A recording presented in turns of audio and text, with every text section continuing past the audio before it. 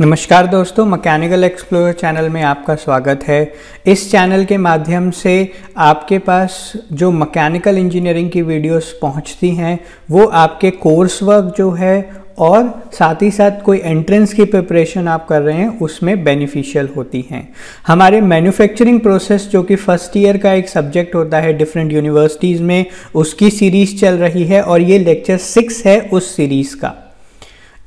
Last जो lecture थे वो उसकी पूरी की पूरी जो प्लेलिस्ट है, यानी कि मैन्युफैक्चरिंग प्रोसेस की पूरी प्लेलिस्ट जो है वो डिस्क्रिप्शन में आपको मिल जाएगा उसका लिंक। वहाँ से आप सारे के सारे जो लेक्चर्स हैं इस सीरीज़ के उसको चेक कर सकते हैं। प्रीवियस जो लेक्चर था उसमें मैंने नॉन फेरस मटेरियल्स के बारे में आपको बताया था। हमने कुछ बेसिक मटेरियल्स देखे थे और उनके अलॉयज देखे थे, जैसे कॉपर अलॉयज देखे थे, एल्यूमिनियम अलॉयज हमने उसमें देखे थे। अब हमें कुछ और मटेरियल्स देखने हैं और उनके अलॉयज देखने हैं जो कि नॉन फेरस मटेरियल्स हैं, जिनमें आयरन का रोल जो है या आयरन की इंपॉर्टेंस जो है वो बहुत कम होती है। ठीक है, तो ये टॉपिक्स यहाँ पे मेंशन है, इन्हीं को एक एक करके हम देखते हैं। ठीक है, चलिए स्टार्ट करते हैं। सबसे पहला मेटल जो इस लेक्चर में देखना है वो कौन सा आता है, आपका निकल आता है। ठीक है, आपने जब फेरस मटेरियल की जो वीडियो थी उसमें देखा होगा स्टील बनाने में निकल को हम ऐड करते हैं, वो क्या करता है, सर्टेन प्रॉपर्टीज स्टील को प्रोवाइड करता है। ठीक है, तो वही निकल के बारे में हमें थोड़ा सा देखना है। Nickel is a silvery shining white metal having extremely good response to polish. इसका क्या मतलब है कि जब हम निकल पे पॉलिश करते हैं तो वो काफ़ी शाइनी वाइट, वैसे भी वो शाइनी वाइट मेटल होता है पर जब उसको पे पॉलिश की जाती है तो वो और ज़्यादा शाइन करने लगता है। ठीक है, The ore of nickel is initially roasted to reduce the sulfur content and then smelted to separate the gangue from it. Gang इसकी जो प्रोनाउंसिएशन होती है वो गैंगवे नहीं है, इसकी प्रोनाउंसिएशन गैंग ही है। ठीक है, और गैंग का मतलब क्या होता है, जो भी ओर के साथ हमारा वेस्ट मटेरियल्स वगैरह होते हैं ओर में जो प्रेजेंट होते हैं वो गैंग पार्टिकल्स होते हैं आपके। ठीक है, तो निकल ओर को जो है पहले हम रोस्ट करते हैं। क्यों रोस्ट करेंगे, ताकि सल्फर कंटेंट जो है उससे सेपरेट हो सके, और फिर स्मेल्ट कर देते हैं। स्मेल्टिंग का क्या मतलब है, एक तरीके से उसको मेल्ट कर रही हैं, गैंग जो पार्टिकल्स हैं उनको उससे रिमूव करने के लिए। ठीक है, उससे हमारा जो प्रोड्यूस होता है वो क्या होता है, मेट प्रोड्यूस होता है।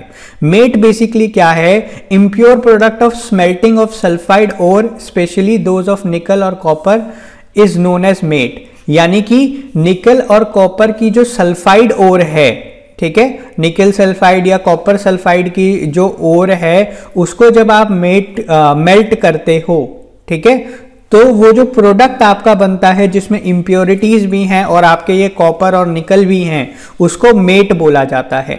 ठीक है, और फिर उसको ये जो मेट है उसको हम क्या कर देते हैं, बेसेमर कन्वर्टर, यानी कि एक तरीके से बेसेमर फर्नेस जो होता है उसमें हम उसको पुट कर देते हैं, ताकि जो आयरन वगैरह का कंटेंट है वो क्या हो सके, ऑक्सीडाइज हो सके। ठीक है, और फिर उसमें क्या करते हैं, हम लाइमस्टोन या फिर क्वार्ट्ज मिला देते हैं जो कि स्लैग फॉर्म कर लेता है। स्लैग फॉर्म करने का क्या मतलब होता है, ये पहले भी मैंने आपको बताया है कि जैसे कि मान लीजिए ये आपका कंटेनर है, इसमें जब मेल्ट होता है तो जो प्योर मेटल होता है, ठीक है, वो नीचे आ जाता है और जो भी इम्प्योरिटीज होती हैं वो ऊपर एक लेयर फॉर्म कर लेती हैं, मड टाइप लेयर या पेस्ट टाइप लेयर फॉर्म कर लेती हैं, जिसको स्लैग बोलते हैं। स्लैग में क्या होता है, ये आपके लाइमस्टोन या क्वार्ट्ज वगैरह हैं जो कि इम्प्योरिटीज से कंबाइन होकर यहाँ पे ऊपर सेटल हो जाते हैं, उसको स्लैग बोलते हैं।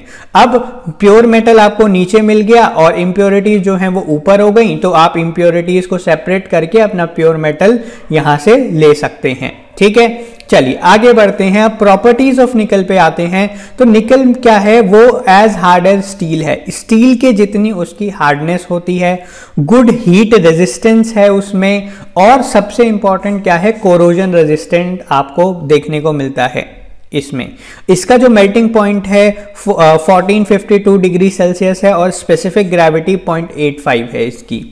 अब अगर मैं यूजेस की बात करूं निकल के, तो ये जो है आपका यूटेंसिल्स और अप्लायंसेस, किचन अप्लायंसेस बनाने में काम आता है, लॉन्ड्री अप्लायंसेस या डेयरी मशीनरीज बनाने में ये काम में आता है।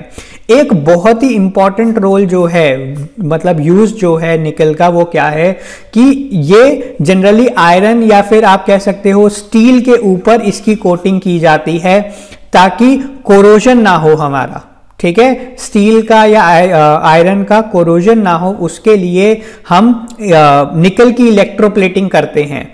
और एक आजकल का जो सबसे इंपॉर्टेंट यूज है इसका, वो ये है प्लास्टिक के ऊपर अगर आपको इलेक्ट्रोप्लेटिंग करनी है तो उससे पहले, क्योंकि देखो यार प्लास्टिक जो है वो कंडक्टिव नहीं है, कंडक्टिंग नहीं है, ठीक है। अब वो कंडक्टिंग नहीं है तो इलेक्ट्रोप्लेटिंग उसके ऊपर नहीं हो पाएगी। तो प्लास्टिक के ऊपर हम क्या करते हैं, पहले निकल की कोटिंग चढ़ा देते हैं, जिससे कि थोड़े बहुत कंडक्टिंग प्रॉपर्टीज उसमें आ जाती है और फिर फर्दर उसके ऊपर इलेक्ट्रोप्लेटिंग हो सकती है। तो जो प्लास्टिक प्लेटिंग इंडस्ट्रीज हैं, जैसे आपके रेफ्रिजरेटर के जो हैंडल्स होते हैं या कार के जो लोगोज होते हैं, वो प्लास्टिक के बने हुए होते हैं और स्पेशली ABS प्लास्टिक के बने हुए होते हैं। उसके ऊपर हम क्या करते हैं, कोटिंग करते हैं। तो उस कोटिंग को, मतलब मेटल की कोटिंग करते हैं, और वो कोटिंग करने के लिए सबसे पहली जो लेयर हमें चढ़ानी पड़ती है वो किसकी चढ़ानी पड़ती है, निकल की चढ़ानी पड़ती है। उसके बाद आप कोई भी मेटल उस पर इलेक्ट्रोप्लेट कर सकते हो, ठीक है। तो ये एक यूज होता है निकल का, और वो एक मेजर अलॉइंग एलिमेंट है आपका आयरन और स्टील में। कास्ट आयरन में भी डलता है, सर्टेन प्रॉपर्टीज प्रोवाइड करने के लिए स्टील में भी डलता है वो, ठीक है। और स्टेनलेस स्टील बनाने के लिए भी निकल का हम यूज करते हैं, ठीक है। आगे बढ़ते हैं, अब आते हैं हम निकल अलॉयज पे कि निकल के कौन कौन से अलॉयज हमारे पास अवेलेबल हैं। उनमें से एक आता है हेस्ट अलॉय, या फिर इसको हाई टेम्परेचर अलॉय भी बोला जाता है, ठीक है।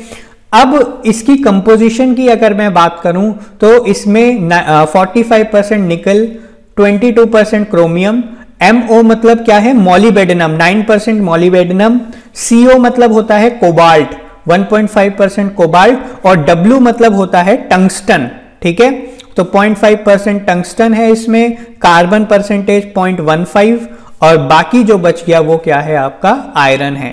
इसको बोलते हैं हेस्ट अलॉय या फिर हाई टेम्परेचर अलॉय। अब नाम से ही पता चल रहा है इसका हाई टेम्परेचर अलॉय नाम है, यानी कि ये काफी हाई टेम्परेचर पे भी अपनी स्ट्रेंथ वगैरह को क्या कर सकता है, मेंटेन कर सकता है।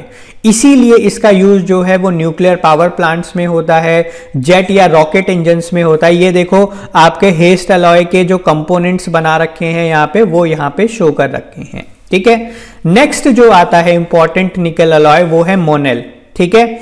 मोनेल जो है वो निकल और कॉपर का अलॉय है, जिसमें 68% निकल, 30% कॉपर और 1% आयरन रहता है, ठीक है। स्मॉल अमाउंट में हम क्या करते हैं, आयरन तो है ही इसमें, मैंगनीज, सिलिकॉन और कार्बन इसमें ऐड कर देते हैं, ठीक है। अब जो प्योर निकल होता है उससे स्ट्रेंथ जो है मोनेल की वो ज्यादा होती है, और वो रेजिस्टेंट टू कोरोजन भी होता है, ठीक है। इवन सी वाटर जो कि हाईली कोरोजिव होता है, उसमें भी ये अच्छी खासी कोरोजन रेजिस्टेंट प्रॉपर्टी शो करता है, ठीक है। अब अगर हमें मोनेल से कोई कंपोनेंट बनाना है तो उस पे हॉट या कोल्ड वर्किंग हो सकती है। इसका क्या मतलब है, हम प्लास्टिक डिफॉर्मेशन जो है मोनेल का, वो चाहे उसको कोल्ड मतलब उसका टेम्परेचर नहीं बढ़ा रहे हैं तब भी कोल्ड वर्किंग हो सकती है, और अगर टेम्परेचर बढ़ा के प्लास्टिक डिफॉर्मेशन करना है उसका तो वो तो हो ही सकता है। मशीनिंग और वेल्डिंग भी इस पे क्या हो सकती है, आसानी से हो सकती है, ठीक है। अब मोनेल की अगर एप्लीकेशंस की हम बात करें तो पंप फिटिंग्स, कंडेंसर ट्यूब, सी वाटर एक्सपोज्ड पार्ट्स बनाने के लिए ये काम में आता है। क्यों? क्योंकि ये हाईली रेजिस्टेंट टू कोरोजन होता है, ठीक है। टरबाइन ब्लेड्स, कंटेनर्स, बहुत सारे यूजेस में इसका आपको एप्लीकेशन देखने को मिलता है। यहाँ पे देखो ये पाइप्स जो बना रखे हैं, ये जो कंपोनेंट्स बना रखे हैं, ये किस अलॉय के हैं, मोनेल अलॉय के हैं, ठीक है। आगे बढ़ते हैं, नेक्स्ट अलॉय जो आता है निकल का वो है इनकोनेल। इंकोनेल में निकल का परसेंटेज 80%, क्रोमियम 14% और आयरन जो है वो 6% होता है। ये ऑक्सीडेशन कोरोजन रेजिस्टेंट मटेरियल है, मतलब एक्सट्रीम एनवायरनमेंट में, एक्सट्रीम प्रेशर और हीट में भी ये अपनी जो स्ट्रेंथ है उसको मेंटेन करके रखता है। ठीक है, इंकोनेल जो है वो springs exhaust manifold of aircraft. देखो एग्जॉस्ट मैनिफोल्ड क्या होता है, आपकी जो गैसेस बर्न हुई हैं एयरक्राफ्ट के इंजन में, वो जहां से एग्जॉस्ट होंगी, जहां से बाहर निकलेंगी, वो एग्जॉस्ट मैनिफोल्ड होता है। अब यार वो जो हॉट गैसेस हैं वो बाहर जहां से निकल रही हैं, तो वो पाइप भी क्या होना चाहिए, काफी स्ट्रांग होना चाहिए, क्योंकि हॉट गैसेस वहां से पास करेंगी तो उसका टेम्परेचर जो है वो काफी ज्यादा हो जाएगा। तो हमें एक ऐसा मटेरियल चाहिए जो कि हाई टेम्परेचर पे भी अपनी स्ट्रेंथ मेंटेन कर पाए, तो इसीलिए हम वहां पे किसका यूज कर रहे हैं, इंकोनेल का यूज कर रहे हैं। ठीक है, और भी इसके एप्लीकेशंस है, जैसे प्रोसेसिंग ऑफ यूरेनियम है या sheathing of high temperature heating elements, मतलब कोई ऐसे एलिमेंट्स हैं जो कि आपके हाई टेम्परेचर पे एक्सपोज्ड हैं, तो उसको कवर करने के लिए भी आप इंकोनेल का यूज करते हो। ठीक है, ये देखो आपके अलग अलग कंपोनेंट्स जो हैं, ये स्क्रूज जो हैं, नट बोल्ट सॉरी, वो इंकोनेल के बने हुए हैं। नेक्स्ट जो निकल अलॉय आता है वो आता है न्यूमोनिक अलॉय। ठीक है, इसकी अगर कंपोजिशन की बात करें तो क्रोमियम इसमें 15 to 80% होता है, कोबाल्ट 15 to 18%, ये टाइटेनियम है आपका 1.2 to 4%, एल्यूमिनियम 1.5% और बाकी जो बच गया वो क्या है, निकल है। ठीक है, ये एक स्पेशल टाइप ऑफ निकल अलॉय है जिसकी स्ट्रेंथ क्या है, काफी अच्छी होती है और ये हाई टेम्परेचर पे भी अपनी स्ट्रेंथ वगैरह या अपनी प्रॉपर्टीज को मेंटेन कर पाता है। कुछ ना मतलब थोड़ा बहुत रिलेटेड ये जो है अपना इंकोनेल से रिलेटेड ही है। ठीक है, और न्यूमैनिक जो है वो गैस टरबाइन इंजन्स में यूज किया जाता है, मतलब पार्ट्स जो हैं गैस टरबाइन इंजन्स बनाने के उसमें यूज किया जाता है। ठीक है, नेक्स्ट जो अलॉय आता है निकल का वो क्या है, नाइक्रोम। नाम से ही पता चल रहा होगा, नाइक्रोम मतलब निकल हो गया ये पहले पोर्शन से तो, और क्रोम मतलब क्रोमियम हो गया। तो नाइक्रोम की जो कंपोजिशन है वो क्या है, 60% आपका निकल है, 15% क्रोमियम है और 20% इसमें आपको आयरन मिलता है। ठीक है, ये नॉन कोरोसिव होता है और हाई टेम्परेचर विदस्टैंड कर सकता है। ये वाला अलॉय तो मेरे ख्याल से सबने देखा होगा, जो घर में हीटर्स यूज किए जाते हैं उसकी जो वायर बनती है, ये इस तरीके की वायर आपने देखी होगी, सॉरी इस तरीके की वायर्स आपने देखी होंगी, हीटर्स में जो सर्दियों में यूज किए जाते हैं वो नाइक्रोम की बनी होती है। तो आई होप ये सभी ने देखी होगी। ठीक है, यहाँ पे आप देख सकते हो electrical resistance wire for electric furnaces या हीटिंग एलिमेंट्स। ये क्या कहलाते हैं, हीटिंग एलिमेंट्स। हीट करने के लिए ये स्प्रिंग टाइप वायर्स जो हैं वो बनाई गई हैं और ये नाइक्रोम की बनती हैं। ठीक है, चलिए आगे बढ़ते हैं। नेक्स्ट जो हमारा मेटल आता है वो मैग्नीशियम आता है। ठीक है, मैग्नीशियम भी आपने देखा था कि आपके स्टील में ऐड किया जाता है, आयरन में ऐड किया जाता है, उसको सर्टेन प्रॉपर्टीज प्रोवाइड करने के लिए। ठीक, तो इसके बारे में देख लेते हैं। Principal sources for obtaining magnesium are natural salt brines, sea water, water liquors from potash industry and ores. ठीक है, तो ये सारे सोर्सेज हैं मैग्नीशियम के। अगर मैं ओर्स की बात करूं कि मैग्नीशियम की ओर्स कौन कौन सी हैं, तो वो है मैग्नेसाइट, डोलोमाइट और कार्नेलाइट है जो मैग्नीशियम ओर्स हैं। ठीक है, अब बहुत सारे तरीके हैं मैग्नीशियम को एक्सट्रैक्ट करने के, पर सबसे ज्यादा पॉपुलर तरीका कौन सा है, इलेक्ट्रोलाइटिक प्रोसेस, यानी कि इलेक्ट्रोलिसिस करके हम मैग्नीशियम को एक्सट्रैक्ट करते हैं। अब प्रॉपर्टीज ऑफ मैग्नीशियम पे आए तो ये क्या होता है, लाइटेस्ट ऑफ ऑल मेटल्स है। लाइटेस्ट ऑफ ऑल मेटल का क्या मतलब है, जो इंजीनियरिंग एप्लीकेशंस में आपके मेटल्स यूज किए जाते हैं उनमें ये सबसे लाइट होता है, इवन एल्यूमिनियम से भी लाइट है ये। ठीक है, इसकी कास्टिंग जो है मैग्नीशियम की वो काफी आसानी से हो सकती है। अभी जब कास्टिंग आप पढ़ोगे तो ये डिफरेंट टाइप ऑफ कास्टिंग है, sand casting, gravity die casting, pressure die casting, ये अलग अलग टाइप ऑफ अलग अलग टाइप ऑफ कास्टिंग्स हैं ये जो कि जा सकती हैं मैग्नीशियम की। तो यहां से हमें समझ में आता है कि ये काफी अच्छे से कास्ट हो सकता है। और एक और चीज है कि जो मैग्नीशियम की हम कास्टिंग करते हैं उसमें जो प्रोडक्ट बनता है उसकी सरफेस फिनिश भी काफी अच्छी बनती है। ठीक है, ये चीज समझ में आ गई। और इसका एक एप्लीकेशन जो है वो कहां पे आता है, मोटर कार जो हमारी व्हीकल्स होती हैं उनका जो गियर बॉक्स है, ठीक है, उसकी जो हाउसिंग होती है, गियर बॉक्स नहीं, गियर बॉक्स की जो हाउसिंग होती है वो जो होती है वो मैग्नीशियम की बनती है। यहां पे आप देख सकते हो, ये देखो, ये आपका क्या है, गियर बॉक्स। गियर बॉक्स का क्या मतलब है, आपकी जो व्हीकल है, कार है, उसमें कई सारी गियर्स होती हैं, ठीक है, तो वो पूरा का पूरा एक बॉक्स बना दिया जाता है, उसको बोलते हैं गियर बॉक्स। इस तरीके से अरेंज होती हैं वो जो गियर्स हैं, ठीक है। तो उसकी ये जो हाउसिंग है ना, मतलब उसकी ये जो कवरिंग है वो जनरली किसकी बनाई जाती है, मैग्नीशियम की बनाई जाती है, ठीक है। अब इस पे आते हैं, और फिर कास्टिंग के अलावा उस पे कई सारे और प्रोसेस हो सकते हैं, जैसे फोर्जिंग हो सकता है, मशीनिंग हो सकता है, ड्राइंग ऑपरेशन उसका आसानी से हो सकता है, तो ये सारे उस पे ऑपरेशंस हो सकते हैं। अब और कुछ प्रॉपर्टीज देख लेते हैं मैग्नीशियम की। अगर हम उसमें 10% एल्यूमिनियम और small amount of zinc manganese add कर दें मैग्नीशियम में, तो उसकी जो प्रॉपर्टीज है, उसकी जो स्ट्रेंथ है वो काफी अच्छी हो जाती है, और उसकी कास्टिंग जो एबिलिटी है वो और ज्यादा इंप्रूव हो जाती है, ठीक है। अगर 2% मैग्नीज उसमें डाल दें तो वो प्लेट्स वगैरह में इजीली फॉर्म कर सकते हैं, उनको उसकी शीट आराम से बना सकते हैं मैग्नीशियम की, ठीक। ये चीज आपको समझ में आ गई। In finally divide its form, it is likely to burn and adequate protection measure should be strictly observed। इसका क्या मतलब है कि अगर आपका मैग्नीशियम जो है वो पाउडर फॉर्म में, फाइनली डिवाइडेड मतलब बिल्कुल पाउडर फॉर्म में आपने उसको कहीं स्टोर करा रखा है, तो उसमें बर्निंग के चांसेस, मैग्नीशियम बर्न करने के चांसेस क्या होते हैं, थोड़े ज्यादा होते हैं, तो हमें फायर प्रोटेक्शन का ध्यान रखना पड़ेगा, ठीक है। ये यूज तो मैंने बता दिया कि गियर बॉक्स की हाउसिंग के लिए यूज होता है। नेक्स्ट जो हमारा मेटल आता है वो आता है लेड, ठीक है। Lead is a bluish grey metal with high metallic lustre, ठीक है, काफी लस्चरस होता है, शाइनी होता है जब उसको फ्रेशली कट करते हैं, ड्यूरेबल भी है और वर्सेटाइल है, ठीक है। आपने देखा होगा सोल्डर में, मैंने एक बार बताया था आपको, अगर आपने प्रीवियस लेक्चर देखे हो, सोल्डर जो सोल्डरिंग हमारा होता है, आपने इलेक्ट्रिशियन या इलेक्ट्रॉनिक्स शॉप में अपने आसपास देखा होगा, वो सोल्डरिंग करते हैं, तो वो जो वायर होती है जिसको हम सोल्डर बोलते हैं वो एक अलॉय की बनती है जो कि लेड और टिन का अलॉय है, ठीक है, लेड और टिन, तो ये उसका एक यूज है लेड का, ठीक। बाकी अब देखते हैं लेड को एक्सट्रैक्ट किस तरीके से किया जाता है। तो लेड ओर जो है वो जनरली क्या होती हैं, ऑक्साइड्स और सल्फाइड, यानी कि लेड की जो ओर होती है उसमें लेड किस फॉर्म में प्रेजेंट होता है, लेड ऑक्साइड या फिर लेड सल्फाइड की फॉर्म में होता है, और उसमें जो अदर इंप्योरिटीज हैं वो क्या है, आपकी आयरन, कॉपर, जिंक वगैरह, ये सारी इंप्योरिटीज हैं।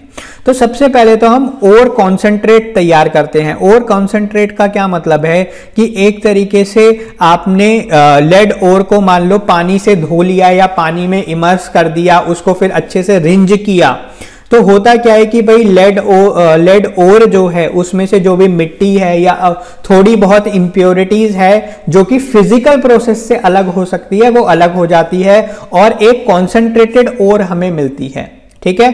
अब उस ओर को, जो कॉन्सेंट्रेटेड ओर हमें मिली, उसको फ्लक्स डाल के, फ्लक्स यानी कि लाइम या और सिलिका डाल के उसको ब्लास्ट फर्नेस में डाल दिया जाता है, और टेम्परेचर जो है वो लगभग 1010 डिग्री सेल्सियस के आसपास उसका पहुंचा दिया जाता है, जिससे कि क्या होता है कि लेड जो है वो मेल्ट करता है और नीचे जमा हो जाता है, और जो स्लैग बनी हमारी, यानी कि जो इंप्योरिटीज हैं वो क्या होती हैं, ऊपर जमा हो जाती हैं, जिससे हम क्या कर सकते हैं, दोनों को अलग अलग कर सकते हैं, ठीक है। और फिर फर्दर जो लेड हमें मिला वहां से, उसको हम रिवर्बरेटरी फर्नेस में डाल के बर्न करते हैं, जिससे कि और सारी इंप्योरिटीज हट जाती हैं और हमें प्योर लेड मिलता है, ठीक। आगे बढ़ते हैं। अब लेड की अगर प्रॉपर्टीज और यूजेस की बात करें तो लेड क्या है, कोरोजन रेजिस्टेंट होता है, इसलिए वाटर पाइप्स बनाने के काम में आता है, रूफ प्रोटेक्शन के काम में आता है, ठीक। रेजिस्टेंट टू केमिकल एक्शन होता है, मतलब कई सारे जो केमिकल्स हैं वो लेड को इफेक्ट नहीं कर पाते हैं, इसीलिए जो कई सारे कंटेनर्स होते हैं जो कि केमिकल स्टोर करने के काम में आते हैं वो लेड के बनते हैं, या फिर उन पे अंदर की तरफ लेड की कोटिंग होती है। यहां पे दिखा रखा है एक कंटेनर मैंने, ये देखिए एक कंटेनर है जिसमें अंदर ये पूरी की पूरी क्या है, लेड की लाइनिंग है। ठीक है, ये पूरा का पूरा जो सरफेस है वो लेड से कवर्ड है, जिससे कि इसमें अब जो भी एसिड स्टोर करेंगे तो लेड जो है वो कोरोजन रेजिस्टेंट होता है, एसिड उस पर अटैक नहीं कर सकते, तो हमारा क्या रहेगा, सेफ रहेगा वो। ठीक है, सॉफ्ट हैवी एंड मेलेबल होता है जो हमारा लेड है, इजीली वर्कड एंड शेप, मतलब उसकी प्लास्टिक डिफॉर्मेशन इजीली हो सकती है और कोई भी शेप जो देनी है वो हम आसानी से उसको दे सकते हैं। वो सोल्डर बनाने के काम में आता है, एक इंपॉर्टेंट एप्लीकेशन इसका ये भी है। ठीक है, क्योंकि सोल्डर जो है वो लेड और टिन का अलॉय है। ठीक, और वो ब्रास या फिर स्टील में भी मिला दिया जाता है उसको फ्री कटिंग प्रॉपर्टीज देने के लिए, मतलब लेड और जो ब्रास है और जो स्टील है उसकी कटिंग प्रॉपर्टीज, मतलब ब्रास और स्टील अच्छे से कट हो सके, वो चीज इंप्रूव करने के लिए हम उनमें क्या करते हैं, लेड को मिलाते हैं। ये देखिए लेड के पाइप्स हो गए, लेड के कंपोनेंट्स हो गए, और ये टैंक हो गया जिसमें लेड हमने कवर कर रखा है, लेड लाइनिंग लगा रखी है एसिड स्टोर करने के लिए। और एक इंपॉर्टेंट एप्लीकेशन क्या है, एसिड लेड बैटरी, जो आपकी इन्वर्टर वगैरह की जो बैटरीज होती हैं वो किसकी बनती हैं, लेड की बनती हैं। ठीक है, उसमें एक ये देखो, ये जो पॉजिटिव टर्मिनल होते हैं आपके, पॉजिटिव टर्मिनल वो लेड ऑक्साइड के होते हैं, और ये जो आपके नेगेटिव टर्मिनल्स हैं यहाँ पे वो किसके होते हैं, वो लेड के होते हैं। और उसमें सल्फ्यूरिक एसिड जो है वो एज अ इलेक्ट्रोलाइट काम करता है, और ये बैटरीज बनाने में आपका लेड का इस्तेमाल होता है। ठीक, आगे चलते हैं। नेक्स्ट जो आपका मटीरियल आता है, मेटल आता है, वो है जिंक। ठीक है, ब्लूइश ग्रे कलर का होता है ये। और अगर ओर्स की बात करें तो सबसे कॉमन ओर कौन सी है आपकी, जिंक ब्लेंड है, यानी कि जिंक सल्फाइड। सल्फाइड की फॉर्म में आपका जिंक जो है वो ओर में अवेलेबल होता है, या जिंसाइट है जिसमें ऑक्साइड की फॉर्म में होता है, या कैलेमाइन है जिसमें जिंक कार्बोनेट की फॉर्म में ये अवेलेबल होता है। ठीक है, तो हम जिंक ओर से जिंक को एक्सट्रैक्ट कैसे करते हैं, पहले तो एक कॉन्सेंट्रेटेड ओर बना लेते हैं, वही जैसे उसको रिंस कर दिया, ठीक है, अच्छे से, तो इंप्योरिटीज निकल गई, तो कॉन्सेंट्रेटेड ओर बन गया। अब वो जो कॉन्सेंट्रेटेड ओर है वो रिटॉर्ट में डाल दिया जाता है in the presence of some carbonaceous material, जैसे कि कोल वगैरह उसमें डाल दिया जाता है। अब ये रिटॉर्ट क्या होता है वो यहां पे मैंने डायग्राम में दिखाया है। केमिकल लैब्स वगैरह में इस तरीके का जो आपका फ्लास्क टाइप होता है उसको रिटॉर्ट बोलते हैं। इंडस्ट्रीज में ये थोड़ा बड़ा हो जाता है इस तरीके का। एक्चुअली क्या होता है, ये डिस्टिलेशन जो प्रोसेस होता है ना आपका, उसके जब डिस्टिलेशन हम करते हैं तो उसके लिए रिटॉर्ट यूज होता है केमिस्ट्री लैब में, और इसमें भी यही यूज है, बस इसका साइज वगैरह जो है वो क्या कर दिया है, बड़ा कर दिया है। ठीक है, तो हम क्या करते हैं, अगर आप लैब में कर रहे हैं तो ये रिटॉर्ट हो गया। अगर पूरी इंडस्ट्री है आपकी, ऑब्वियस सी बात है यार, आयरन मतलब जिंक को ओवर से निकालने के लिए पूरी इंडस्ट्री सेटअप करनी पड़ती है, तो उसमें इस तरीके के रिटॉर्ट यूज होते हैं।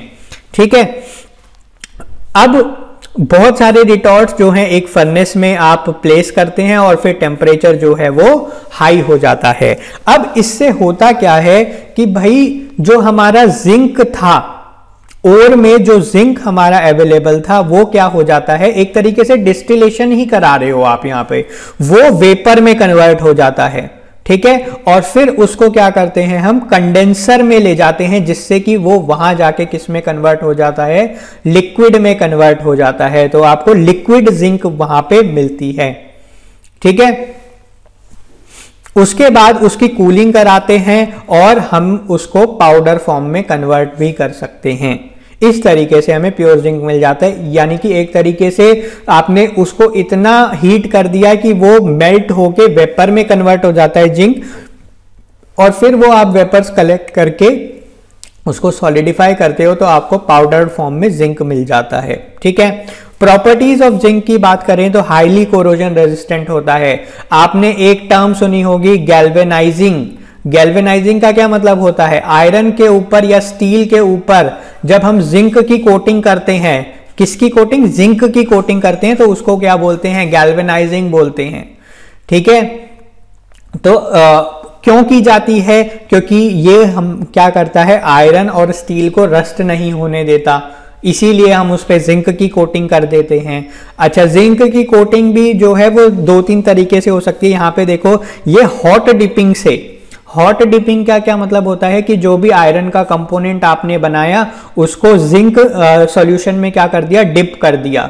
यहां पे बकायदा इलेक्ट्रोप्लेटिंग हुई है जिंक की, तो देखो थोड़ा बहुत सरफेस फिनिश में फर्क रहता है, उसी लिए कॉस्ट में भी फर्क आ जाता है कंपोनेंट की। और ये एक और कंपोनेंट है, आयरन का सॉकेट है जिसपे हमने जिंक की कोटिंग करी हुई है। ठीक है, ये चीज आपको समझ में आ गई। तो ये यूजेज है हमारा जिंक का। और लो मेल्टिंग पॉइंट होता है जिंक का, हाई फ्लूइडिटी होती है जो कि कास्टिंग के लिए बहुत इंपॉर्टेंट है। ठीक है, चलिए आगे बढ़ते हैं। अब नेक्स्ट जो हमारा मेटल आता है वो टिन आता है। ठीक है, टिन की अगर ओर की बात करूं मैं तो कैसेटराइट जो है वो इसकी ओर का नाम होता है। उसमें क्या होता है, copper, iron, lead, antimony, bismuth, zinc, ये सारी चीजें भी अवेलेबल होती हैं। ठीक है, तो अब भाई टिन ओर से टिन को एक्सट्रैक्ट कैसे करा जाता है? टिन ओर का कॉन्सेंट्रेट बनाया जाता है, जैसे पहले बताया था मैंने आपको। अब उस कॉन्सेंट्रेट को हम रोस्ट कर देते हैं, जिससे कि अगर कोई एक्सेस आर्सेनिक या सल्फर प्रेजेंट है वो सब क्या हो जाता है, वहां से रिमूव हो जाता है, वेपर की फॉर्म में वो रिमूव हो जाता है। फिर इस रोस्टेड ओर को क्या करते हैं हम, रिवर्बरेटरी फर्नेस में डाल के हीट करते हैं। ठीक है, अब एंथ्रासाइट यानी कि एक टाइप ऑफ कोल जो है वो उसमें ऐड किया जाता है, जिससे कि क्या होता है, वही स्लैग फॉर्मेशन होता है। टिन नीचे आ जाता है, स्लैग ऊपर चली जाती है और आप वहां से टिन को क्या कर सकते हो, रिमूव कर सकते हो।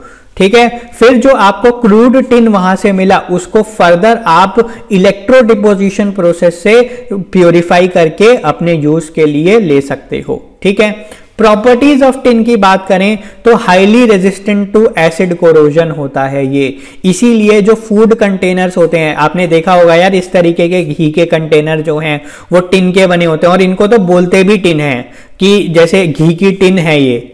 ठीक है, तो इन कंटेनर्स को टिन बोलते हैं। या फिर जैसे पुराने टाइम में आपने इस तरीके की फिल्म मूवीज की रील देखी होंगी, तो ये जो फ्रेम बना हुआ है जिसपे वो फिल्म हमने रोल करी हुई है वो टिन के बनते थे, क्योंकि भाई ये हाईली कोरोजन रेजिस्टेंट होते हैं तो ये इस फिल्म को खराब नहीं करेंगे। ठीक है, अच्छा, नेक्स्ट जो प्रॉपर्टीज आती हैं वो सॉफ्ट है, गुड प्लास्टिसिटी है इनकी, इजीली वर्कड है, मतलब प्लास्टिक डिफॉर्मेशन इनका बहुत अच्छे से हो सकता है। थिन फॉइल्स में हम इनको बना सकते हैं, पर इसकी वायर्स वगैरह नहीं बना सकते, उतना डक्टाइल नहीं है, क्योंकि इसमें क्या होती है, लो स्ट्रेंथ होती है। और एक मेजर रोल क्या है इसका, सोल्डर वगैरह बनाने में इसका रोल है। ठीक है, अब हमें टिन के अलॉयज देखने हैं थोड़ा। ठीक है, एक सबसे इंपॉर्टेंट टिन अलॉय आता है बैबिट। ये वैसे टिन बेस्ड अलॉय भी है और इसका एक वेरिएंट जो है वो लेड बेस्ड भी होता है। बैबिट जो होता है वो आपके लिए पढ़ना इंपॉर्टेंट क्यों है, क्योंकि जो बियरिंग्स बनती हैं आपकी, ठीक है, बियरिंग्स जो बनती हैं, कोई भी देखो यार, बियरिंग बनाने का क्या मतलब होता है, जैसे कि ये आपकी क्या है, बियरिंग है कोई, इसमें कोई रोटेटिंग पार्ट आपको डालना है। रोटेटिंग पार्ट डालने के लिए कहीं भी हमें क्या करना है, बियरिंग लगानी पड़ती है। दो तरीके की बियरिंग होती है, एक तो बॉल बियरिंग तो आपने देखा ही होगा। ठीक है, बॉल बियरिंग्स जो है फैन वगैरह में डलती हैं आपकी, वो क्या करती हैं, रोटेटिंग पार्ट को सपोर्ट करती हैं। ठीक है, तो बैबिट जो है वो बियरिंग बनाने के काम में आता है। ठीक है, सबसे इंपॉर्टेंट एप्लीकेशन उसका यही है, क्योंकि उसमें एंटी फ्रिक्शन प्रॉपर्टीज है। मतलब ऑब्वियस सी बात है यार, ये जब पार्ट रोटेट करेगा तो यहां उसके कांटेक्ट में जो ये बियरिंग्स आ रही हैं उसको सपोर्ट करने के लिए वो ऐसी होनी चाहिए कि फ्रिक्शन उनमें ज्यादा ना हो। ठीक है, तो इनमें क्या होता है, काफी कम फ्रिक्शन होता है, एंटी फ्रिक्शन प्रॉपर्टी जो है वो काफी अच्छी होती हैं और स्ट्रेंथ वगैरह जो बैबेट में है वो काफी अच्छा होता है। इसीलिए ये जो है बियरिंग बनाने के काम में आती हैं और ये थोड़ा एक्सपेंसिव होती है क्योंकि टिन थोड़ा एक्सपेंसिव है आपका और उसमें टिन का कंटेंट इसमें ज्यादा होता है। अब देखो टिन बेस बैबेट जो है उसमें टिन 90% है, कॉपर 4.5%, एंटीमनी 5% और लेड 0.5%। और अगर लेड बेस बैबेट बना रहे हो तो उसमें लेड जो है वो 84%, टिन 6%, एंटीमनी 9.5% और कॉपर 0.5% है। ठीक है, समझ में आ गया। ये देखो, ये एक डिफरेंट टाइप ऑफ बियरिंग है जिसको जनरल बियरिंग बोला जाता है। इसमें भी रोटेटिंग पार्ट सपोर्ट करने के काम में आती हैं ये। ठीक, एक अलॉय और होता है इनवेयर, जो कि एक तरीके से आयरन अलॉय कह सकते हो आप। 36% निकल होता है उसमें और रेस्ट जो है उसमें आयरन है। इसकी इंपॉर्टेंस क्या है, ये क्यों बता रहा हूं मैं आपको, क्योंकि इसका कोफिशिएंट ऑफ थर्मल एक्सपेंशन होता है वो 0 होता है। कोफिशिएंट ऑफ थर्मल एक्सपेंशन का क्या मतलब है कि यार ऑब्वियस सी बात है, जब आप किसी चीज को हीट करते हो तो वो क्या करने लगती है, एक्सपैंड करने लगती है। पर ये एक ऐसा अलॉय है जिसको हीट जब आप करते हो तो ये एक्सपैंड नहीं करता। ठीक है, 0 कोफिशिएंट ऑफ थर्मल एक्सपेंशन का क्या मतलब है, इसको हीट करने पे ये एक्सपैंड नहीं करता। तो इस तरीके के जो मटेरियल होते हैं ना वो हमारे लिए बहुत इंपॉर्टेंट होते हैं। जैसे कि जो मेजरिंग इंस्ट्रूमेंट्स वगैरह बनाने के काम में आते हैं, गॉजेस बनाने के काम में आते हैं ये। क्यों, क्योंकि भाई मेजरिंग इंस्ट्रूमेंट अगर हीट हुए और उनका जो मटेरियल है वो एक्सपैंड हो गया तो आपकी जो रीडिंग्स हैं वो गलत आने लगेंगी। तो इस तरीके के एप्लीकेशंस में ये मटेरियल यूज किए जाते हैं। लास्ट जो हमारा मटेरियल देखना है वो क्या है, सोल्डर है। ये आपका क्या होता है, एक अलॉय होता है टिन और लेड का। मेन इसमें क्या है, टिन और लेड है और बाकी फिर थोड़े बहुत मटेरियल्स और अवेलेबल हो सकते हैं। एक कॉम्बिनेशन जो है सॉफ्ट सोल्डर का वो क्या है, 60% टिन है, 39% लेड है, 1% अलग एलिमेंट्स हैं। फिर एक होता है आपका एक कॉम्बिनेशन है जिसमें 11% टिन है, 37% लेड है, 42% बिस्मथ, 10% कैडमियम। बहुत सारे कॉम्बिनेशंस ऑफ सोल्डर्स आपको देखने को मिलते हैं और इलेक्ट्रॉनिक्स इंडस्ट्री में इस तरीके की वायर बनाई जाती है। सोल्डरिंग ऑपरेशन यानी कि ज्वाइन करने के बहुत काम में आता है। ठीक है, और पाइप्स वगैरह ज्वाइन करने के काम में भी आता है ये। ठीक है, और ये एक इसका लो मेल्टिंग टेम्परेचर होता है, 90 से 450 डिग्री सेल्सियस तक ये मेल्ट कर जाता है। ठीक है, आई होप आपको ये जो लेक्चर है वो इंफॉर्मेटिव लगा होगा। अगर ऐसा है तो आप वीडियो को लाइक कर सकते हैं, चैनल को सब्सक्राइब कर सकते हैं। कोई भी आपकी क्वेरी है तो या तो कमेंट कर सकते हैं आप वीडियो के नीचे, या फिर ये मेरा ईमेल एड्रेस है, वहां पे मेरे से कांटेक्ट कर सकते हैं। जो वीडियो का डिस्क्रिप्शन है उसमें टेलीग्राम ग्रुप का भी लिंक है एक, वहां पे भी आप ज्वाइन कर सकते हैं। ठीक है, थैंक यू।